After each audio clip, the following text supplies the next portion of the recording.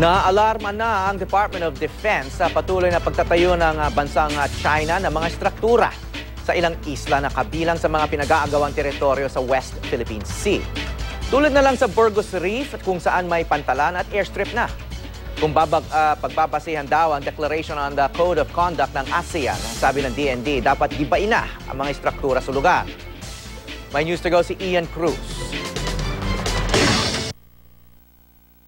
Malaisla na, imbes na reef lang o bahura, ang Burgos Reef matapos i-reclaim o tabunan ng lupa ng China. Malayo sa pagiging umpok lang ng mga bato o coral na ang tuktok ay nakalitaw sa ibabaw ng dagat.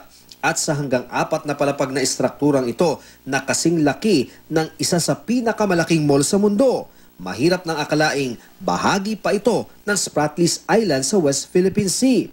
Meron pa itong pantalan at airstrip. Kasing laki siya ng Mall of Asia, just to paint the picture right, no? Meron pang airstrip na which on the average an airstrip would require about sabihin natin 2 kilometers.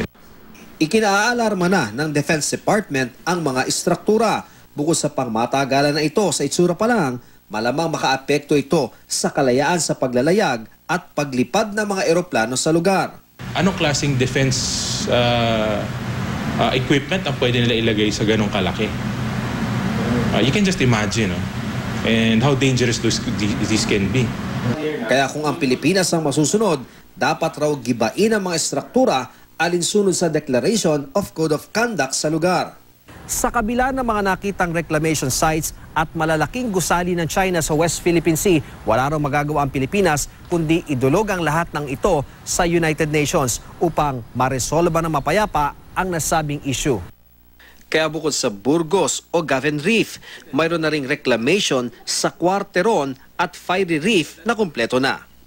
May na-monitor na ring reclamation sa Subi Reef na malapit sa Pag-asa Island at sa Misip Reef na malapit sa Ayungin Shoal. Tinatabunan ng lupa ang bahura at palibot nito gamit ang mga barkong may malahos na panghigop at pantulak ng buhangin.